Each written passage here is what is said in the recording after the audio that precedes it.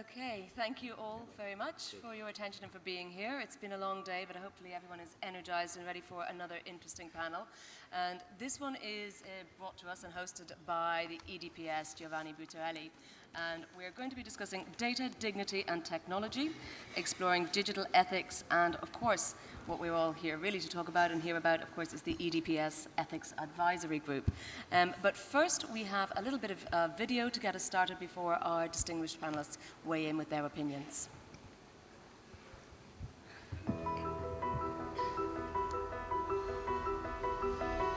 Digital ethics goes beyond black letter law and highlights the underlying principles and values of data protection. Principles and values will help to guide the practical application of the law and to find creative solutions for unexpected problems that often arise in the context of new technologies. Technologies are global, and the law, also EU law, is tied to a jurisdiction. The principles and values of data protection are also global. It can help to build bridges with other jurisdictions. However, we must focus on responsibility. Who is responsible for what? And on the nature and scope of that responsibility. In a wider sense of accountability for all actions that may have an impact on the privacy of individuals.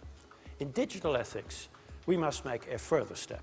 Responsibility for processing must be made much more proactive. Privacy by design is also a key principle for very good reasons. What can mean and bring privacy to society, to citizens in our internet age? More and more, ICT appear as a second nature. Let us be clear, internet is a chance. It's a chance for liberties, giving to each of us the possibility to join the entire world, to express ourselves and to be heard everywhere. It must be clear that more and more ICT raise new fundamental serious questions like dignity and social justice. Dignity is not respected when individuals are considered a simple tool and not as an end per se. So I am afraid that dignity is injured, notably by certain profiling techniques, but at the service of marketing system which reduce people to predetermined profile. As regards social justice, can we consider that this principle is respected when the profiling system hinder a priori the access to service or products by people according to their profiles? Can we consider that social justice is respected when the mutualization and thus the solidarity, which was a characteristic of the insurance sector, is more and more disappearing due to the one-to-one approach promoted by the technologies? This is a unique moment in history. If we want companies and governments to act ethically, we need a level playing field. Otherwise, companies are pushed out of the market, and governments are sort of forced to compete with surveillance technologies. The upcoming General Data Protection Regulation has the capacity to enforce such a level playing field. And that means that now we should start requiring companies and governments to behave ethically within the bounds of this regulation and to discuss and think about what such ethical behavior means. Well, dignity is notoriously hard to define, but the board should try to settle quickly on a workable meaning that can give clear guidance for practice. But actually, protecting my dignity and freedoms involves protecting everyone's. Why? Because these are public goods that are essential for society, and they're not simply individual preferences. And it's also important to consider equality. Who gets what dignity or privacy, and who doesn't? Now, so far, data protection theory and practice doesn't really grasp these points. And I think that impact assessment could therefore be extended to include the effects on dignity, and also to consider the ethical implications of creating privacy haves and privacy have-nots. And therefore, the board should try to think fresh but practical thoughts on these matters so that it can help in the implementation of the new regulation. I hope that the Ethics Advisory Group will address the following questions. How can we protect the privacy of the elderly, of people with disabilities, and of people who are less digitally proficient? Should privacy be treated also as a group right, so that, for example, the dignity of a family or of an ethnic or religious group may be protected? And could a European code of practice be developed to support data donation for research purposes? All my best wishes for a constructive debate.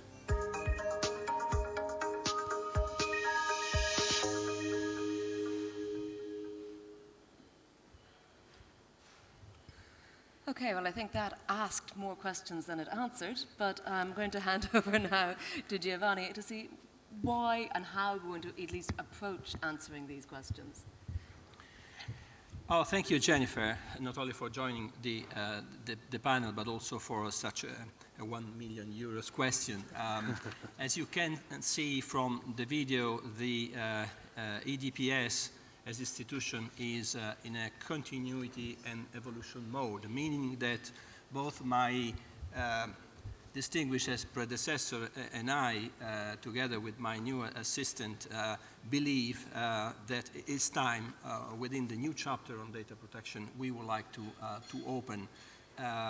It is wise to launch a debate on dignity, on respect for the individuals as such, not only because they are consumers, users, or subscribers, to understand what it means respect in the today's or in the big data society, and what it means to have the man as a center of gravity. We know what the risk is, not to be clear about what we mean by ethics. And this is why we would like to evaluate to which extent ethics can be a sort of an empty shell for repeating same messages. You may consider this is simply a snob abstraction, or perhaps a dangerous abstraction from basic imperative to comply with the law. And one may argue why it is not enough to insist, as usual, on loyal, transparent treatment of the data subject. You can also say, but to what extent it is different from the modern vision we have about fairness and predictability. But there are also practical implications, since who at the end should make ethical considerations? Are we asking controllers to do that, or perhaps regulators, including specifically DPAs, and how to establish best practices? Are we thinking to define these principles? Code of conduct can play a promising avenue, but then we have to consider to which extent they can play a complementary role to be effective. We are all familiar with previous experiences in terms of self-regulation, and we cannot say all of them are a successful reality. For instance, I have noted during my last visit to the Silicon Valley that the do not track experience after its initial promise has been a huge disappointment to the many of us in the privacy community, so that we can now rename it as do not work. So we would like to then analyze if new rights are to be considered. The discussion we would like to launch, and I will be more precise about the specific initiatives we launched yesterday and today, builds on the need to go beyond the traditional areas such as genetics, health, epidemiology, scientific research, where ethical considerations have been made. We would like to also analyze how for instance, ambitious pieces of legislation such as the EU regulation on data protection may not fit into the big data world, may collide with technological changes. What it means, the motto, technologies should not dictate the solution. What it means, a sentence we use in the last opinion of the EDPS, not everything which is technically feasible is also morally tenable. And therefore, I think we should also consider that this is not a real novelty in terms of initiative. Many others are investing energy. So, for instance, a year ago, Future of Life Institute wrote an open letter calling for safeguards to be developed now to ensure humans retain control over artificial intelligence, not speaking about the last Pope Francis encyclical Laudato Si, which you may find serious concern about the ubiquity of media and digital world, and also the mental pollution of too much data damaging interpersonal relations. I'm persuaded that data protection is the right place to place this discussion. But if you ask me now, although we would like to see in the short term which results we would like to achieve, it's too early in my view. I can only share you, perhaps in the second round of exchanges of view, what the expectations are, what we would like to do in terms of transparency, how we would like to be inclusive with regard to the data protection related community, but also to, let me say, the rest of the world, anthropologists, philosophers, and then I will describe the 3 steps that, in my view, should lead to a final report where options will be available. Okay, well, thank you. We have, as you can see, a very good panel here. We have Frank Pasquale from the University of Maryland, Kenneth Bamberger from the University of California, and we're very fortunate indeed to have him on his final day as the Berlin Data Protection Commissioner, Alexander Dix. But let me turn first to you, Frank, and get your initial gut reactions to the plans that Giovanni has laid out. Sorry. Well, thank you so much, Jennifer. And I want to apologize in advance because I had a meeting at 5. I'm just going to have to slip off a little early, but I just wanted to warn you about that. But I wanted to say, first of all, that I think that the intellectual leadership of EDPS in the privacy realm has been really encouraging to people globally and in the American privacy community. And I believe that this particular initiative is incredibly important for several reasons. One is that it is very easy to get lost in abstraction when we talk about privacy in a purely legal context. But when we open up the discussion to philosophers, to ethicists, to social scientists who see what it means on the ground, I think that leads to a much richer discussion. And I've seen this even just at this conference, yesterday's panel on behavioral advertising and politics featured really excellent presentations by political scientists and others who understand the exact merits and methods of the people who are using this advertising. A second point I would make is that I think it's really critical here that we think about, could a motto like "Don't be evil," could that be made more substantive? Could we develop it? Could we, it seems to me that over the past, 15 years or so, that motto started out as something that users found quite heartening and thought was inspiring. And as of recently, I think it's become a bit of a joke.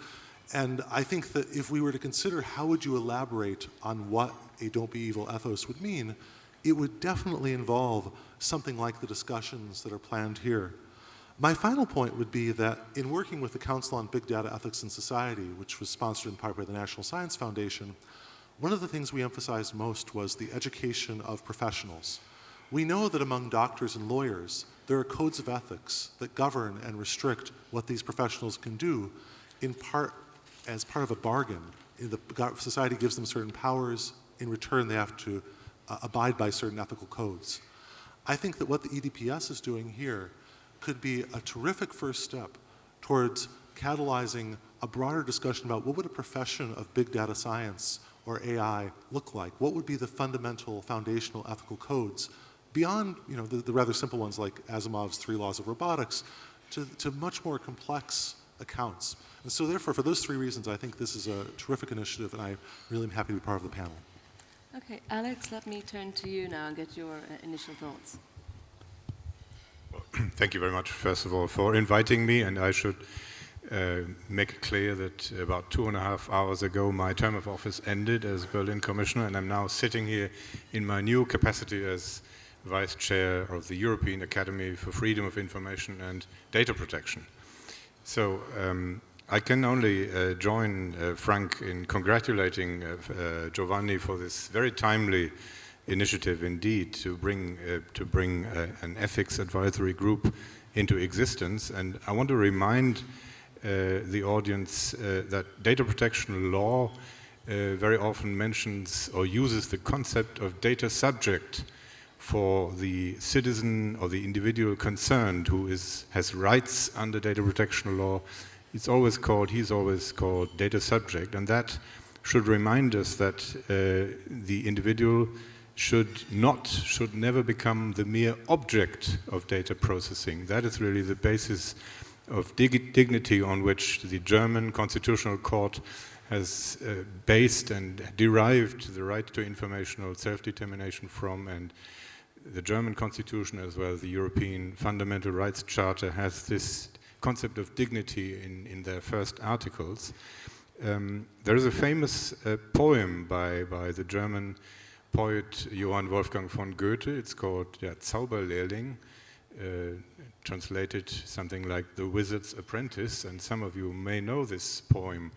A wizard creates a magic broom, and at some stage he loses control of this broom, and the broom goes berserk, and the master is no longer the master but is becoming the slave. I'm using this poem for reminding us that technology is man-made. It's not a natural disaster, and it should be controlled by humans, by individuals, and by society as such. And this is also a subject, I think, for the Ethical Advisory Group. Technology should always be influenced and designed in a privacy-friendly, in a lawful, and also in an ethical manner. And to bring a more general subject to the table, Giovanni has mentioned Silicon Valley. I hear and read quotations from investors from Silicon Valley and from company leaders there, and some of them are at least quoted, I don't know if it's correct, as having said that society needs a new operating system. Democracy is really outdated, and I would strongly object against this notion. Democracy is not an outdated software. It is something ethically ingrained in our society, in our democratic systems, and it should never be replaced by a new operating system created by a company claiming they know what is evil and what is not evil. Okay, Kenneth. Thanks so much for including me on this panel. I feel so strongly about that because I think that the creation of this advisory group could be the most transformative element of this radical season of privacy reform. And here's why. The data protection regulation, obviously the agreement is a huge accomplishment. But at the time when technology is moving forward at the pace of revolution, the regulation is in many ways conceptually evolution. It involves the same focus on individual self-determination as the touchstone, as well as the other principles of data protection, and in many instances, the harmonization that it will provide and the strengthened penalties it will provide and oversight will be able to deal with questions of data protection. But in the face of radical transformation on the technological front, on the business model front, we need something more, and this panel opens the door to thinking about it. Because there are places that individual consent just can't go. We've heard lots over the last couple of days about the practical shortcomings, that it is hard, in fact, to end up having a fair and informed bargain between a data subject and a data controller. There are other practical problems in the age of the Internet of Things, where data is moving back and forth so quickly that getting meaningful, explicit consent may practically just be impossible. But there are other questions as well that this panel opens up. And that's the question of whether we want to have some situations where individual consent, self-determination, is not enough. Whether in fact there need to be ethical obligations on data controllers, even if you might be able to get formal consent. If privacy is really a fundamental right, are there contexts in which it should be an inalienable right? And how about when your individual decision really affects somebody else's dignity or somebody else's privacy because your data implicates them or their group rights or the public good that's achieved when we protect privacy? These are the questions that this panel can now start to deal with and can bring into the legal data protection and privacy discussion. Thank you. I want to pick up on a word that you mentioned, Giovanni, which was respect, which is something that is given rather than taken. And I wondered if that was a deliberate consideration and how that works in relation to enforcement.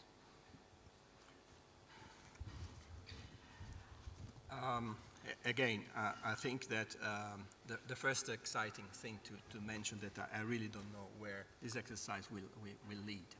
I'm just excited about the idea to start. And oh yes. Now I said that the most exciting thing that I really don't know where it will lead. I'm just excited about the idea to start. And today we start. I think the data protection area is, as I said, the best one because nobody else better than data protection expert can understand how essential is the function of personal data as part of the human dignity.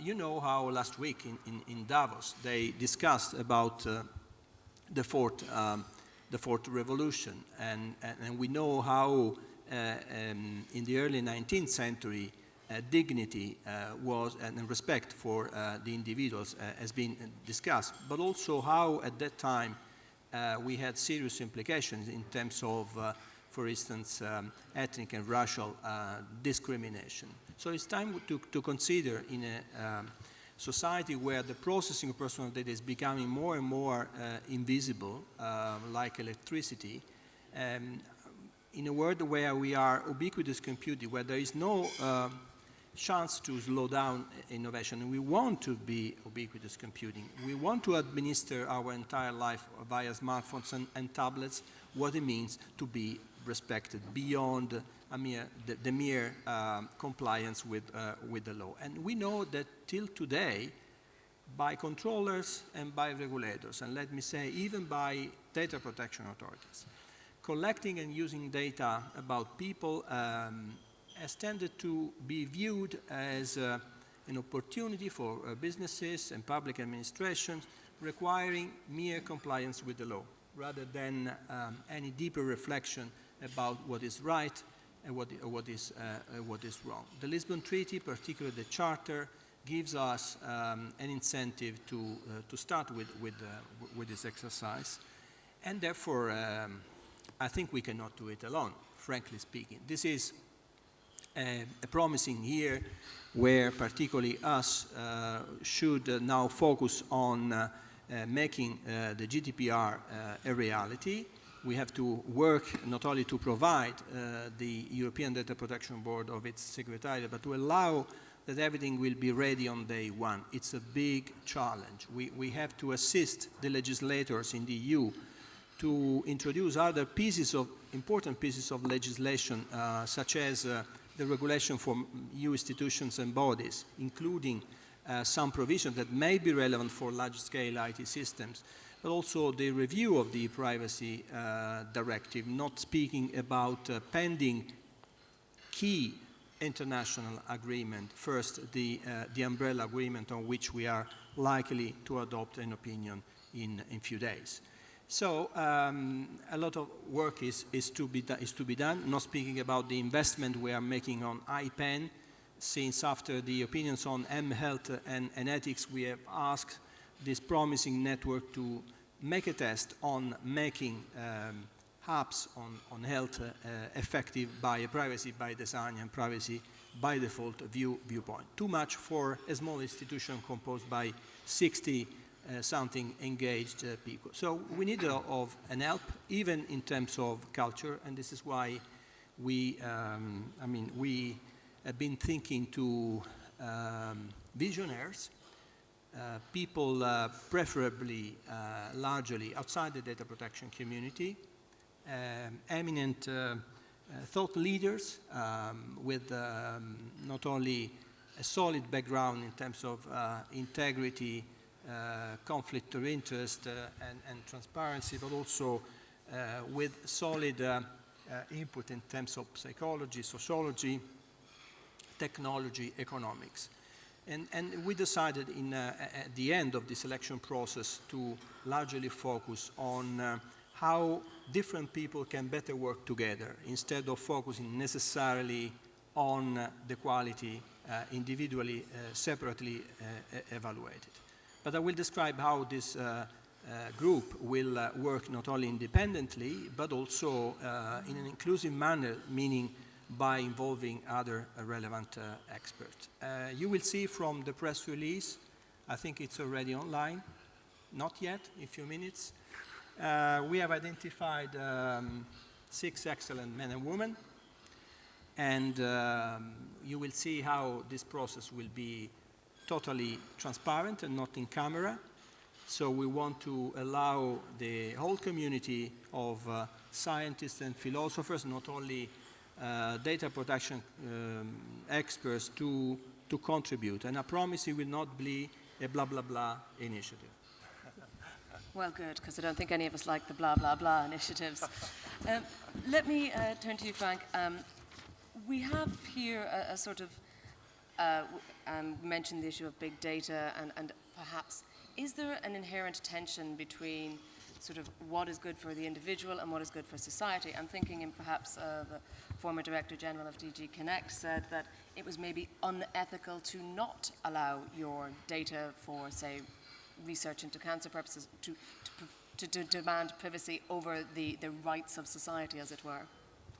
That is such a terrific question, and we're seeing this debate now in the US context with respect to the revision of the Common Rule on human subjects research, where there is enormous intellectual and governmental effort going into setting up new rules for the retention of biospecimens. So when an individual, say, goes to the hospital and they keep a piece of a tumor or keep some of their blood, or the retention of data and the sharing of health data in large networked, say, regional health information systems, where ideally the use of that data would allow for personalized comparisons of treatment effectiveness.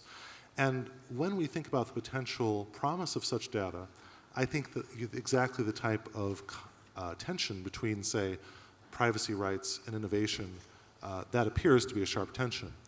However, ideally, I think we can resolve this tension because, to quote from, I think, one of the EDPS's great ethical opinions from this year, in many respects, a good privacy and security infrastructure is the foundation of excellent research. It's not an impediment to it.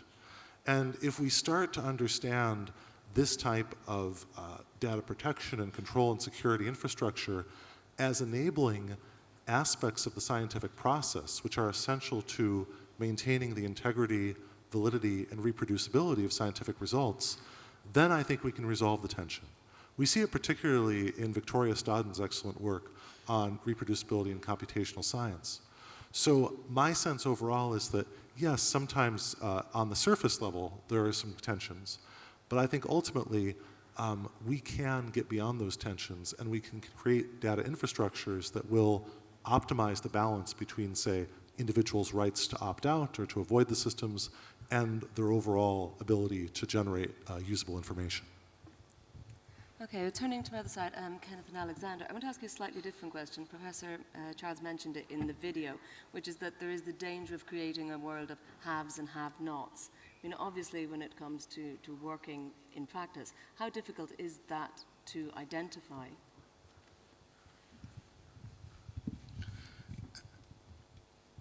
Your question points to the notion that privacy, while it can be an entry point for many other related values, may not totally subsume those other values.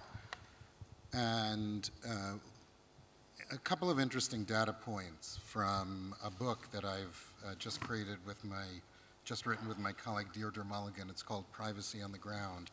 And what it does is it looks on the ground at the privacy behaviors of corporations both in the United States and in 4 countries in Europe.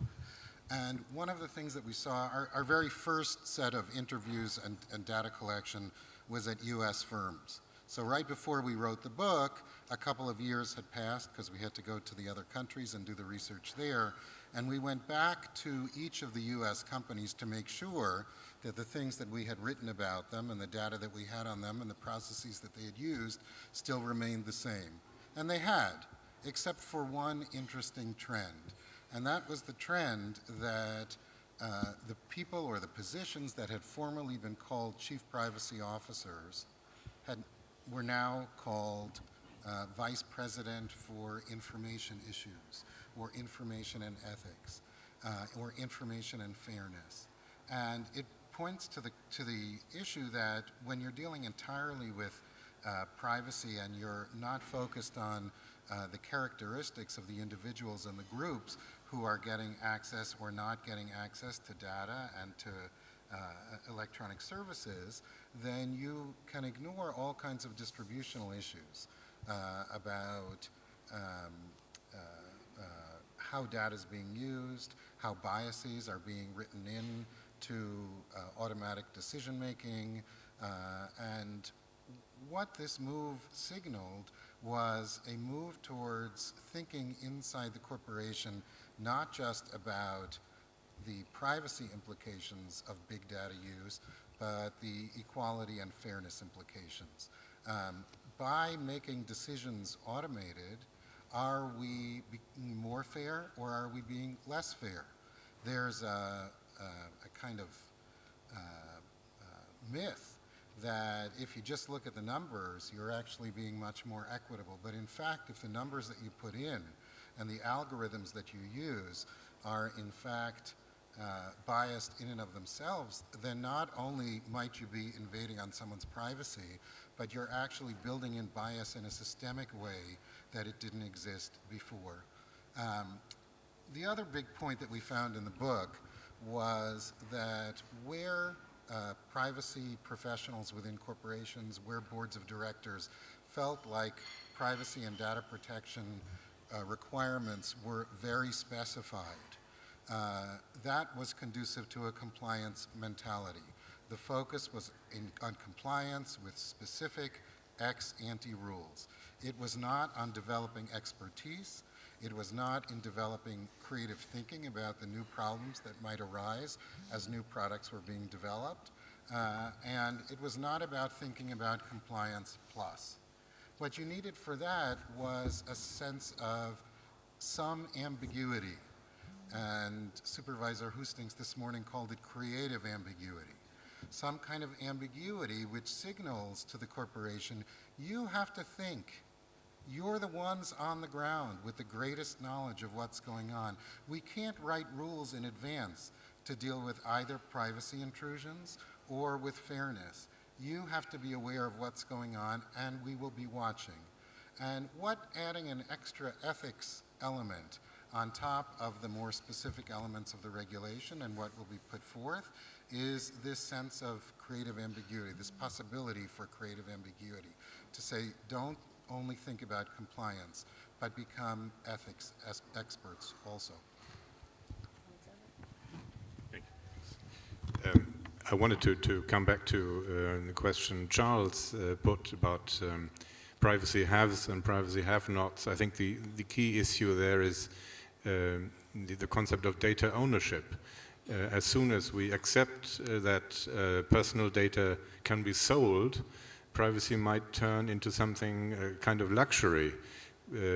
Some people can afford to have their privacy, others have to sell their personal data to earn their living, to be more extreme in some situations. That is a dangerous situation where sort of privacy experts and commissioners should certainly point to the fundamental right of privacy, which cannot be waived or rather, let alone be sold. So I'm very critical against this concept of data ownership, and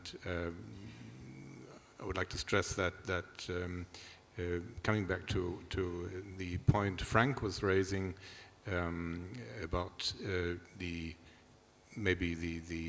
contradiction between social and individual values, individual privacy as an individual value and maybe the social interest in some research results, that is again a false contradiction, because privacy in itself is a social value. And if someone goes into a hospital and hopes to be treated effectively, he should not be forced to sort of leave some specimen or blood cells without being asked or without being given the chance to say no, just for the sake of progress of research. This should be he should always have the possibility to say, I want my personal data not to be installed in a big database for whatever purpose. So that's a critical issue, not to fall in this trap of putting social values in opposition to privacy. Privacy in itself is a fundamental social value. Okay, well, Frank, I'm aware that your clock is ticking rather faster than for the rest of us. So perhaps, would you want to give a final, sort of, maybe a word of advice to Giovanni for this board, or what would be your hopes or your recommendations? Well, thank you. I think that I'm so excited by the board, and I think that my one offer of advice would be that I think this is a terrific opportunity to critically interrogate the foundations of the values that are at stake. And because so often we hear in the privacy realm, oh, that person's just upset because they think it's creepy, and that's their subjective response, and anyone else might have another subjective response. And I think that, if we look at, say, the work of Alistair McIntyre and thinking about the foundations of ethics and where are the traditions from which ethics spring, what I already see in some of the EDPS opinions on ethics and what I am seeing in the call for this panel to come together is an effort to really understand what are the global foundations, or the sort of cosmopolitan global foundations in ethics for privacy.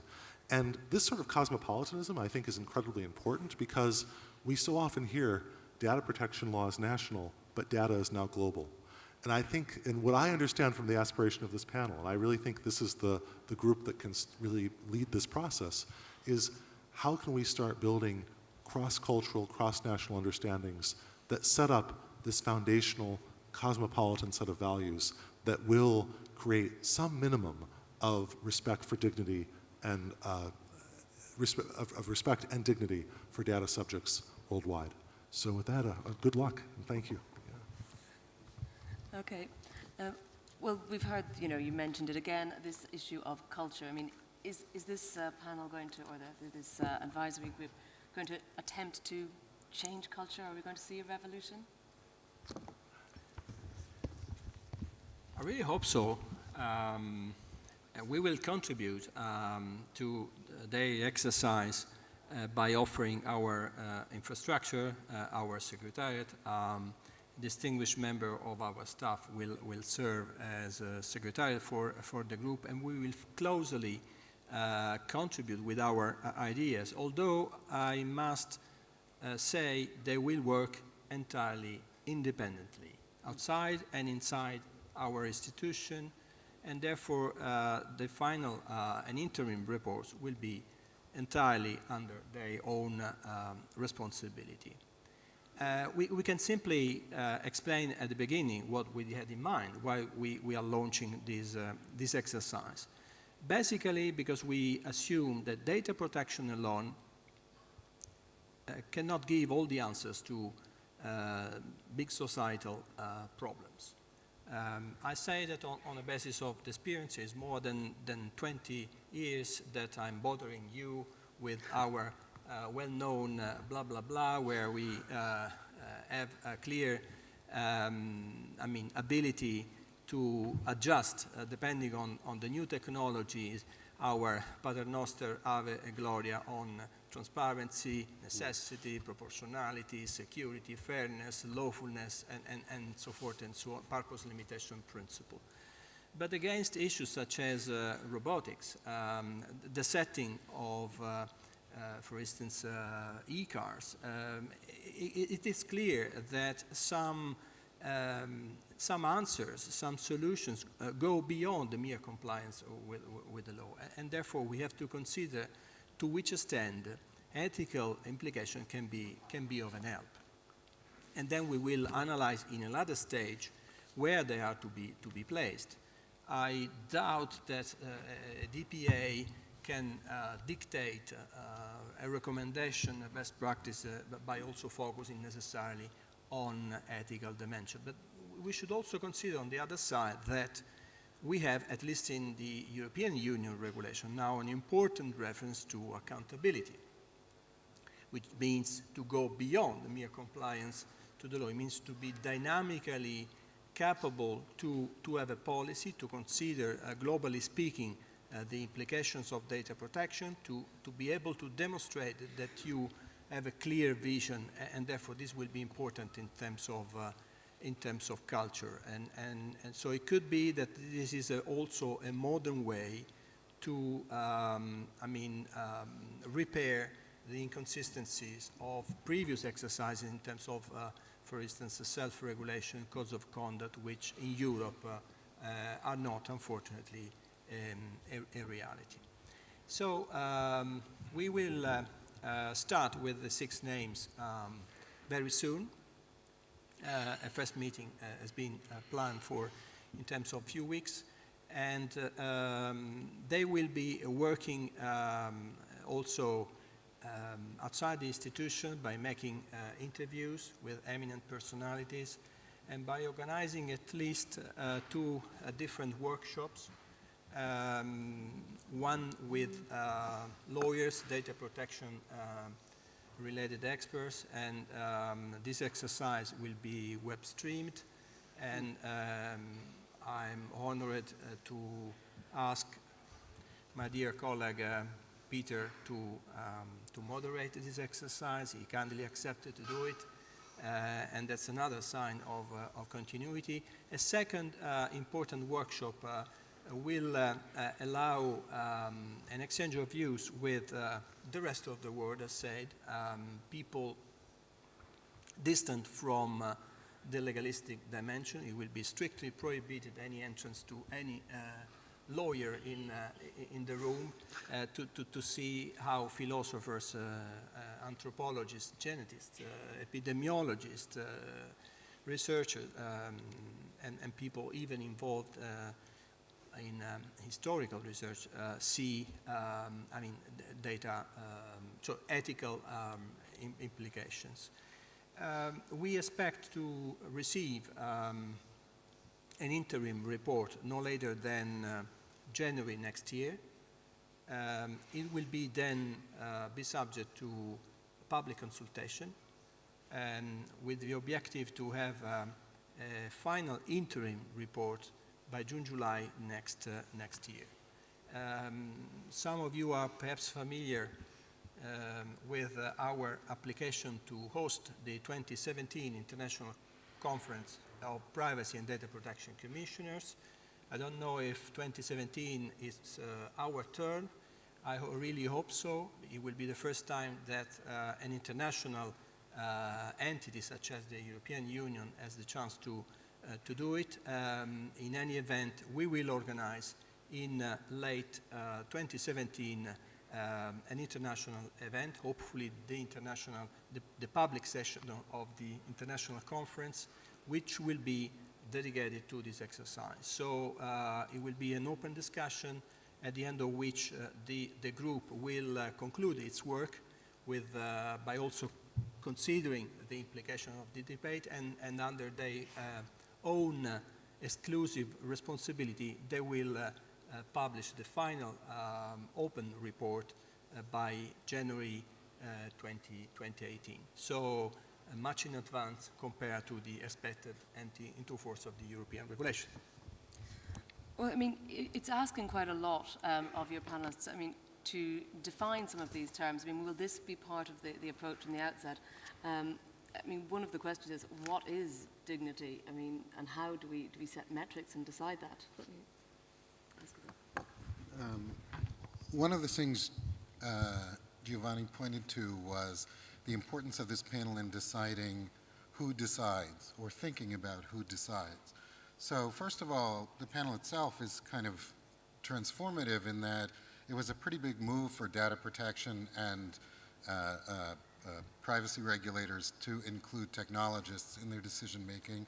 It's another move altogether to include thinkers of this type. So we now have changed the group of folks who are having the decision, and that will already change the decision about how issues like data protection, like dignity and fairness might be interpreted. But they'll also have to deal with other structural issues of who decides. So for example, one big issue is the move of the locus of research from institutions, academic institutions, where we have in place long-standing institution review boards and other ethical rules about how research is supposed to take place.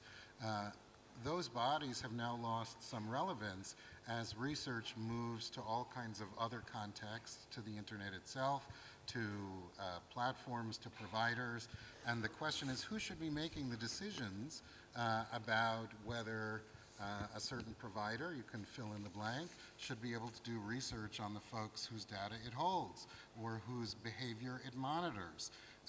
And therefore, that institutional question will be just as I think, important as defining the details of dignity. And it will be exciting to have a report, but I would imagine that part of that report will be ongoing processes for deciding how dignity is impacted by all kinds of other changing technological challenges.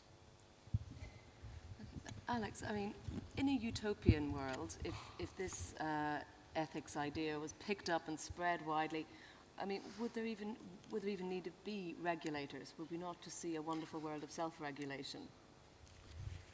Well, I've heard with interest that Giovanni, if I understood you correctly, will lock out any lawyers from these ethical discussions. I would be skeptical. Okay, in the second part.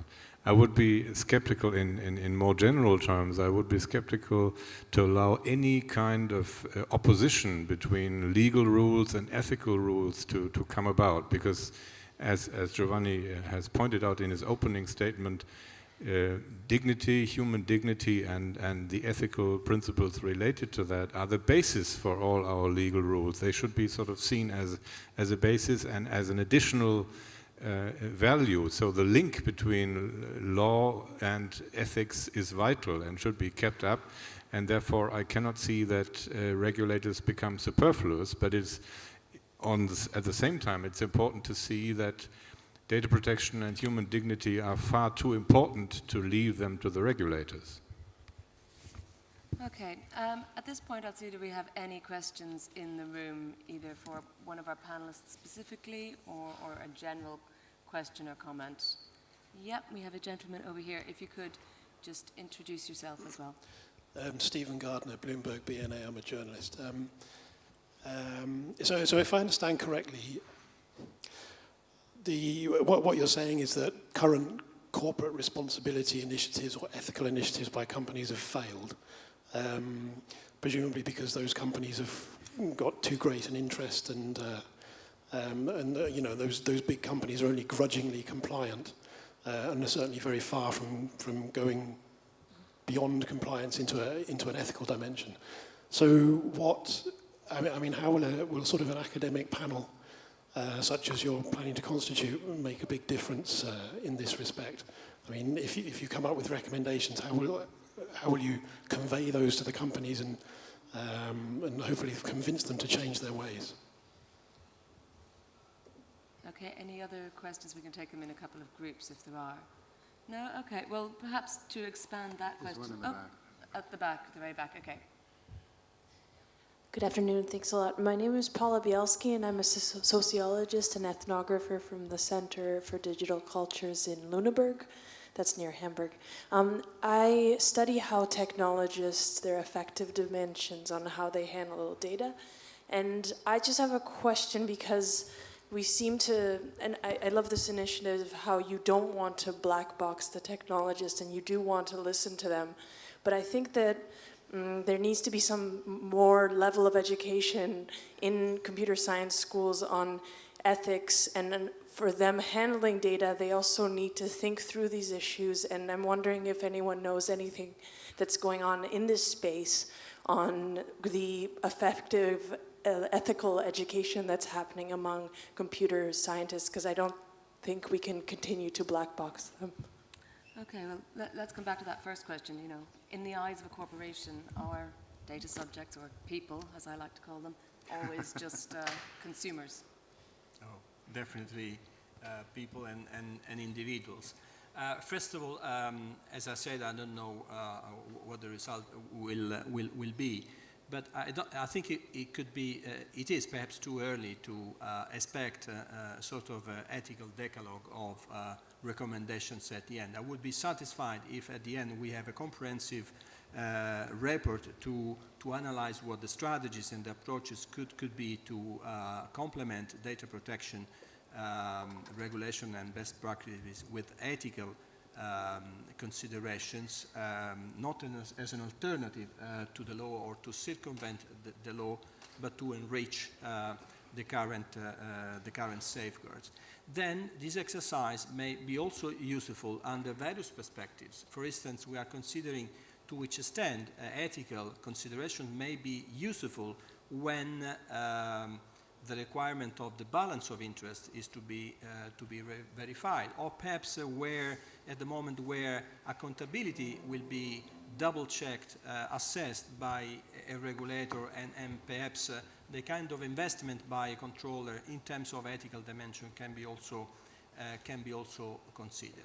I can also see that someone may be tempted to use an ethical decalogue as a tool to reduce the impact of primary and secondary law. I think that all in all, one of the examples where data protection alone cannot give all the answers relate to big data. If we see, for instance, the Joe Podesta paper, but also the recent good contribution from Federal Trade Commission, the emphasis is on opportunities and risks in terms of discrimination, profiling, but there is much emphasis on personal data as related to us, as an extension of our dignity, our personality, and therefore on who will benefit of big data. What about the kind of public interest? What about the concentration of information in few hands? And we all know that new pieces of legislation, such as the European regulation, contains references to pseudonymized information, and perhaps a chance to have a lighter regime, not in terms of safeguards, but in terms of requirements, in case important public interests are at stake. Which important public interests? To which extent the ethics can be relevant? And being a member of the judiciary, let me also exercise my fantasy to verify in case fines are to be applied to which extent a court may even evaluate, the ethical approach by the controller. As said, it's simply an exercise in terms of fantasy. I think we are not opening an exercise in silos, Alexander. We really need of the contribution of both. Question is, we don't want to monopolize, as data protection experts, the debate. We really need to allow other areas, other experts and scientists to freely interact without us dictating, in any event, the solution. So that's more or less the kind of answer I'm capable to do it now. Maybe I can say a word to the gentleman from the BNA. You asked specifically about what does all this mean about the expectation regarding corporations, corporate behavior, and what kind of incentives we need to create for them. Here's what the research shows. The research shows that most corporations are willing to align their activities, to comply with guidance from above, if they know what that guidance is. And in fact, most of the message from corporate actors is, we really would like to know what to do. One of the things we found in going and digging deep in 60 corporations is what was most frustrating to them was when the data protection regime or the privacy regime couldn't provide the touchstone. It couldn't provide an answer in the new situation, in the new business model for the new product. They're trying to do privacy by design. They're trying to bake in privacy. They're doing privacy impact assessments. But when they look at what's coming down from the regulator and from the outside world, it doesn't provide a lot of guidance. So individual consent, very frustrating when it's really hard to know how you would even implement that in an Internet of Things context. So what I think the capacity of this group can do is to provide that set of guidance, whether as principles or as guidance or as ongoing consultation in the form that's done by a whole swath of European regulators, particularly in Germany, as to what these principles would mean in these cutting-edge contexts. And those are the cutting-edge contexts where your privacy and dignity really are at greatest stake.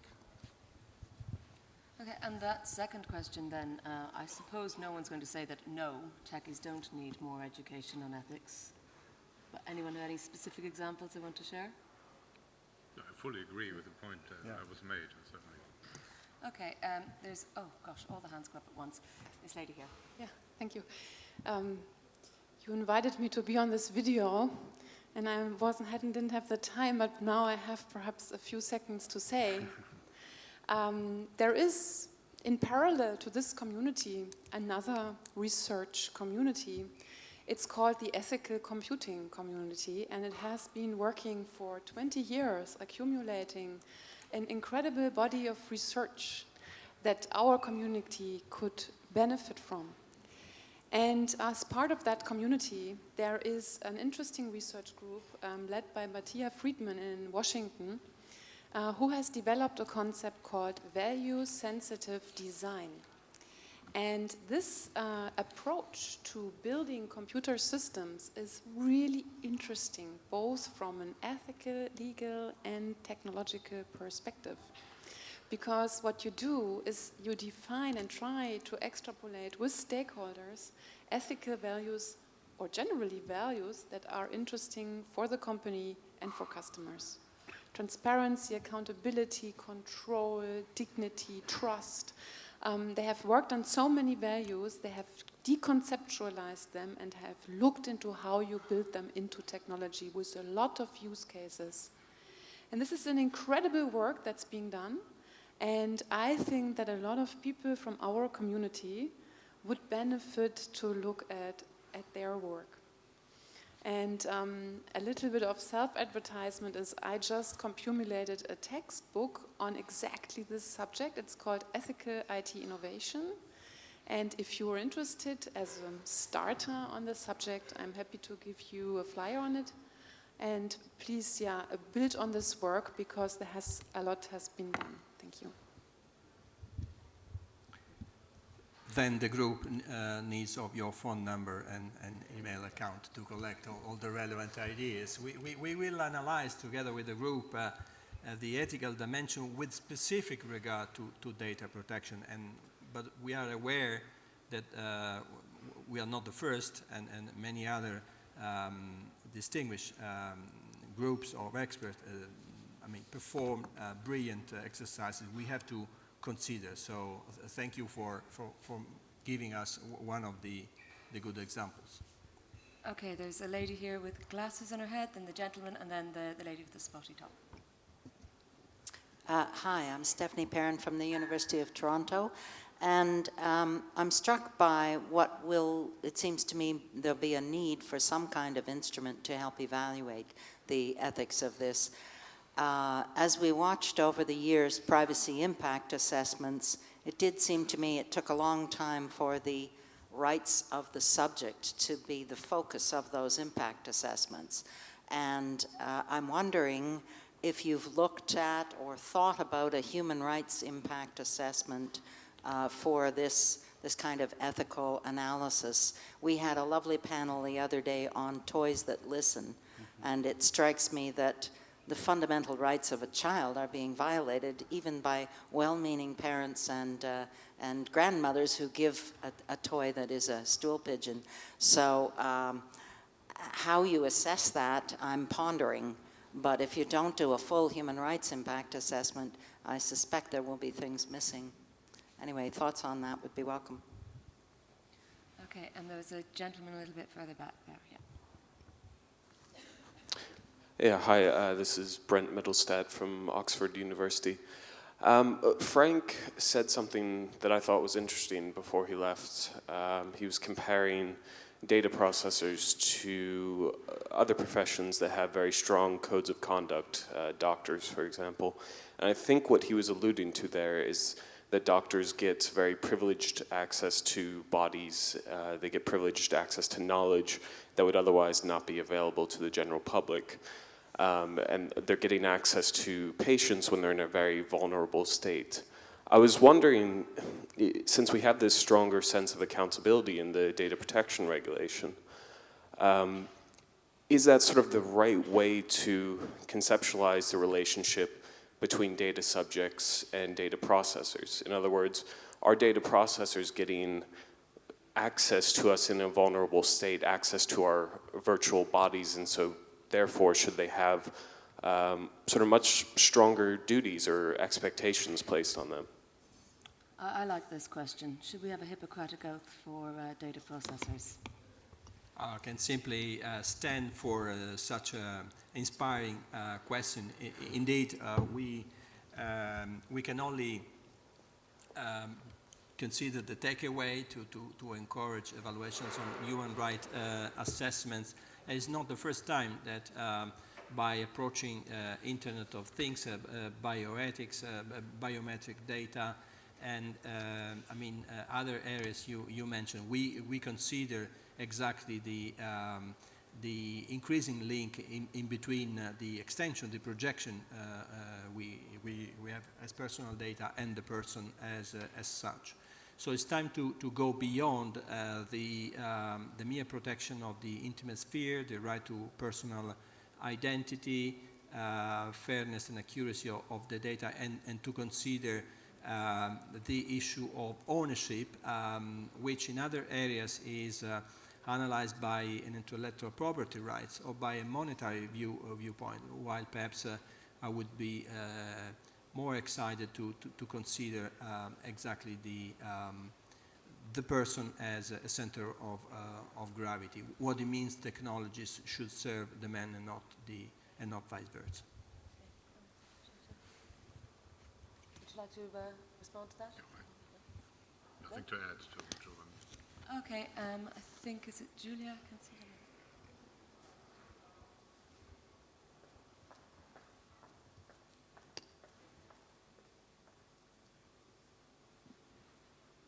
Thanks very much. I had a question for Mr. Dix and your very resonant point about tech being man-made. Do you think there's a risk of technological determinism in the way that policymakers and regulators, without terribly convincing evidence at present of the promise of big data, smart cities, the Internet of Things, are talking of kind of ethical or legal tweaks or amendments to how we might respond to these, what is presented as an inevitability, as opposed to whether we can debate them actually becoming a reality without any realistic option of opt-out, consent, and other sort of modes of autonomy? Well, I agree with you that politicians as well as manufacturers of technology, other stakeholders very often describe the situation we're facing as something which we cannot really influence, let alone hold up. Now, privacy data protection commissioners have never been Luddites. They have never destroyed computers because they dislike them emotionally. But they have called for rules, for boundaries and ethically based rules under which conditions this technology should develop. And that is something I can only agree with you and insist that technology is man-made and it should not be described as something like a natural disaster or something inevitable, which we have to accept anyway, because then politics and democratic societies might as well stop discussing these developments altogether. That's not the society we want to live in.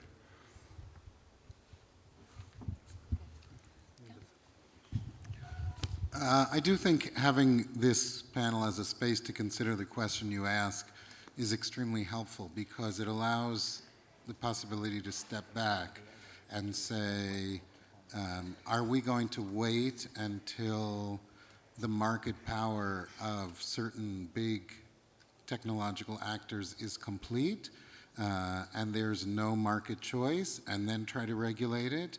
Or are we going to think in advance and try to build in both for redundancy purposes, it's very unstable if you kind of have a monopoly of platform, but also for ethical reasons. Are you going to preserve the ability to opt out of a totally technological life and say, one of the rights, one of the ways that we protect privacy is to protect the option not to be mediated, at least in a number of contexts. And I would hope that this panel would, to have a government panel or a publicly responsive and chosen panel be empowered to think before we're down the rabbit hole is an extraordinary thing. Okay. Have we one? I think we've time for probably just one more before they come in and ring the bell. Thank you very much. Ivan Sekay from Hungary. I know it's too easy to drop new ideas into the discussion for a group not yet established. And I also know that the most important thing is to protect living flesh and blood individuals. But still, I feel that in the foreseeable future, you will need to extend the notion of dignity and the notion of privacy, even the notion of subject, data subject, beyond the flesh and blood people, the flesh and blood individuals. On the one hand, to the, let's call them virtual entities which are representing us, but they are capable of autonomous activities. And on the other hand, to our post-mortem personalities, which remain after us. I cut it short. That remain after us. And if you plant your whole life on the internet, in the virtual life, then your personality and your dignity will be extended beyond the death of the biological machine. So the subject you will be able and you will need to deal with will be much broader than it seems today. That's how I see it. That's thinking very big. Jennifer, I'm simply very, very pleased to see that I got a lot of input, suggestions. All my staff is collecting ideas and record. And I was expecting some critical, challenging questions, but I have a lot of takeaways, and I can simply appreciate all relevant inputs, including those concerning the new notion of dignity, deceased person. We had no time, unfortunately, to speak about the ethical dimension in the public sector, for instance, in the welfare area, or more specifically for surveillance. And I fully agree that we have to follow a future-oriented approach where we may also consider to which extent well-established notions such as data subjects and controllers may evolve, and perhaps we will be all co-data subjects or co-controller. It will be so difficult to better understand in the big data world who is doing what and where. So I'm very pleased to see such an encouraging message. But my heart now is on something else, because this is not only an exciting session of the CPDP. This is not only the Data Protection Day, but this is a unique opportunity to say to one of the most talented colleagues I have met in the last 20 years, Alexander Dix, at the occasion of his last day in the public sector, tireless and appreciated colleagues by all, contributor to many areas, and unbelievable successful chair of the Berlin Group on telecommunications, to simply say thank you for your high-level contribution, for what you have done to data protection in your career. And I think that all of them can simply conclude this session with a sort of moral standing ovation for you. Don't try to escape to our spam, because you will be bombarded and you will continue to be a data protection usual suspect. But today we would like to simply say thank you.